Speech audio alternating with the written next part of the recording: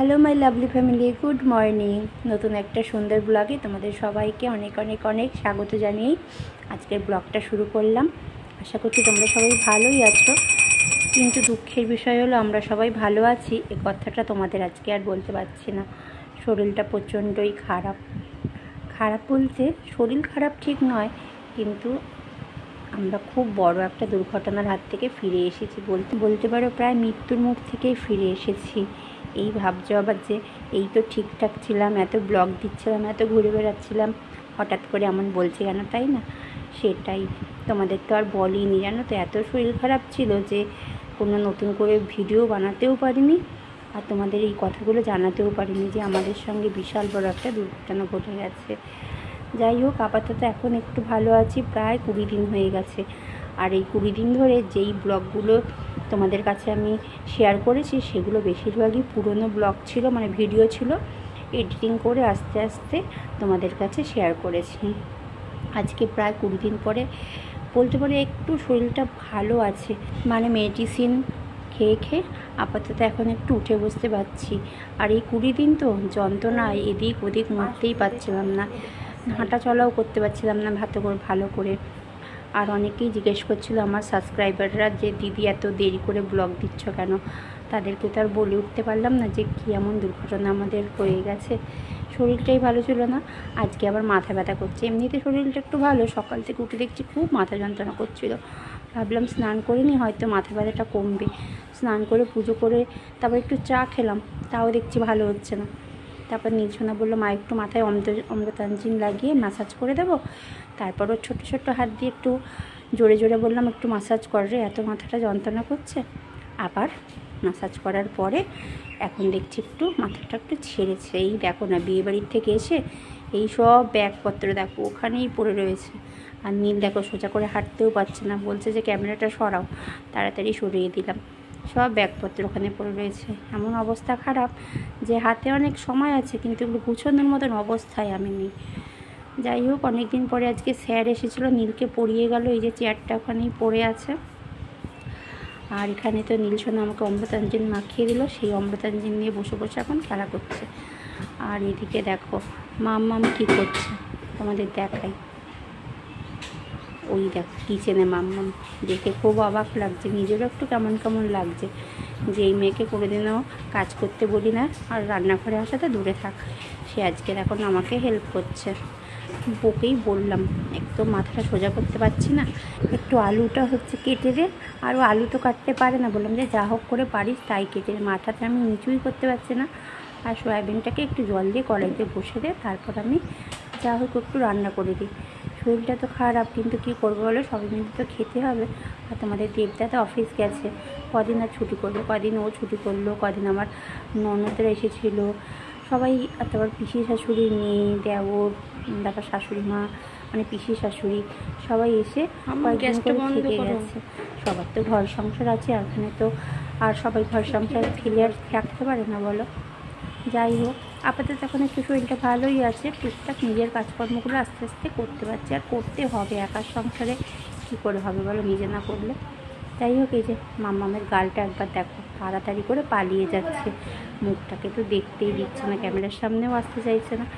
এইটা তো 20 দিন পরের কথা, আর প্রথমে যদি দেখতে মানে গালটার দিকে তাকানো যাচ্ছিলো না। আর নীলসোনা তো সারা গায়ে পুরো হেঁটে যাচ্ছিলো, কী হয়েছে তোমাদের বলি। তাই এই যে যা হোক করে রান্নাবান্না করেছিলাম, আর খাওয়া দাওয়া করে এই যে বাসন টাসনগুলো নিজে এখানে রেখে দিলাম। বেশি তো ভিডিও করতে পারছি না, একদম করার মতন অবস্থাতেই নেই। নীলসোনাকে বলছি যা একটু করে দে, দেখি ব্লগটা বানাতে পারি তো দেবো, আর না হলে আবার সব ডিলিট করে দেবো।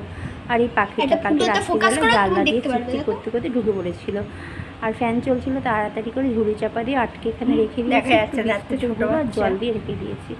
সারা রাত সামনে ভাবলাম যে রাত্রিবেলা ছাড়বো না, যদি কিছুতে খেয়ে নেয় ছোট্ট একটা পাখি, টুনটুনির বাচ্চা, সকাল হবে তারপরে ছেড়ে দেবো। আম গাছে মনে হয় ওদের বাসায় যাচ্ছে, ওখানে ছেড়ে দেবো, তাহলে হয়তো মার কাছেও চলে যেতে পারবে, তাই জন্য এখন এটা ছেড়ে দেবো।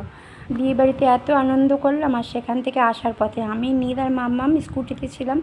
তোমাদের দেবদাদা একটা বিশেষ কারণের জন্য দুপুরের দিকে আগে আগে চলে এসেছিলো, নাহলে আমরা চারজনে একসাথেই থাকতাম, হয়তো এই ঘটনাটা তাহলে আর হতো না। যাই হোক, কপালটা খুবই খারাপ ছিল। হাইওয়ে দিয়ে আসছিলাম, স্কুটিতে ছিলাম।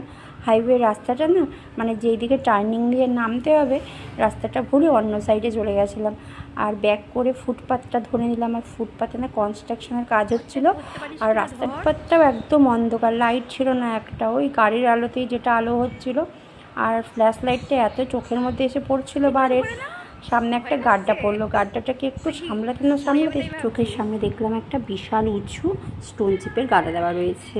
পুরো স্টোন চিপের সামনে একদম এসে গাড়িটা পড়লো, না ব্রেক করতে পারলাম, কিছু করার মতন সময় পেলাম না। পুরো স্টোন চিপের ওপর দিয়ে গাড়িটা নিয়ে চালিয়ে ছিটকে গিয়ে 3 জন মিলে পড়লাম। অনেকদিন পরে এই পাখিটাকে নিয়ে একটু মজা হচ্ছে আমাদের। কি হয়েছে দেখিস, মরে যায় না, না হলে তো ঘরের মধ্যে এই বেল্ট পরে বসে আছি, কতদিন হয়ে গেল। কালকে থেকে ওই পাখিটা এসছে, পাখিটাকে নিয়ে খুব মজা। এত বড় একটা অ্যাক্সিডেন্ট হয়েছিল, সবাই শুনে তো বলছে ভগবান তোমাদের সহায় ছিল, জানো তোমরা 3 জন ভালোই ভালোই বাড়ি ফিরে এসেছো।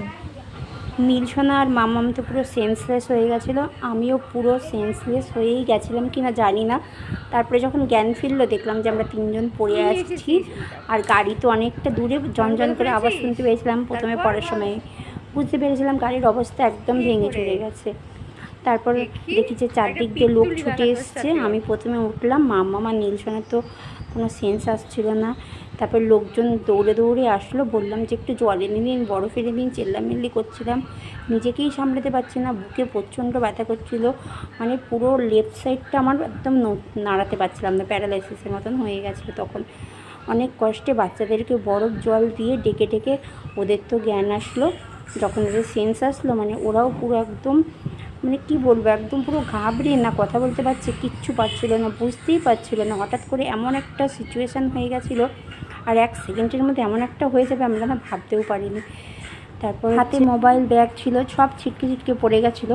লোকজন এসে আমাদের মোবাইল ব্যাগ আবার কোথা থেকে এমে হাতের সামনে দিল, আর বললো যে এই যে ফোন করুন বাড়ির লোকদের। তো নীলকে আমাকে বলছিল যে বাড়ির লোকদের ফোন করুন, বাবাকে ফোন কর। আমি তো কথা বলার মতন অবস্থাতেই পাচ্ছিলামই না, এত পেন হচ্ছিল, ব্যথাতে যন্ত্রণায় কাতরাচ্ছিলাম। তারপর মামাকে বললাম তুই একটু বাবাকে ফোন কর।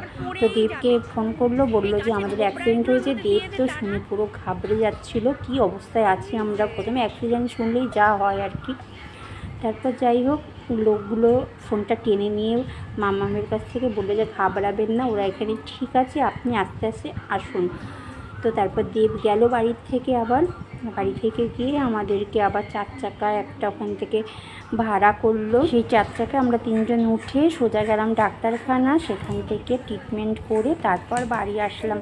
নীল আর মামের তো জেনারেল ফিজিশিয়ান দিয়েই হয়ে গেছিলো, আমার প্রচণ্ড পেন ছিল। তারপর অর্থোপেডিক দেখালাম, এক্সরে হলো, তারপর দেখা গেল আমার লেফট সাইডে 3 নাম্বার রিববোন ফ্র্যাকচার হয়ে গেছে।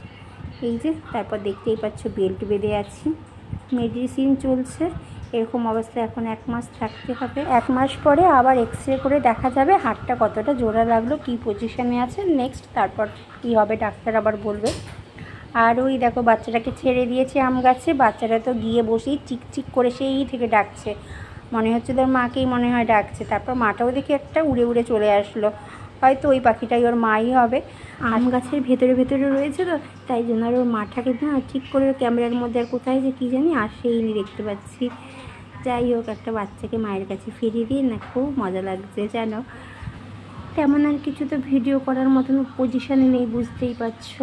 এখানেই শেষ করে দিলাম আজকের ব্লগটা। দেখা হবে আবার নতুন একটা কোনো ব্লগে। Thank you for watching me, bye by.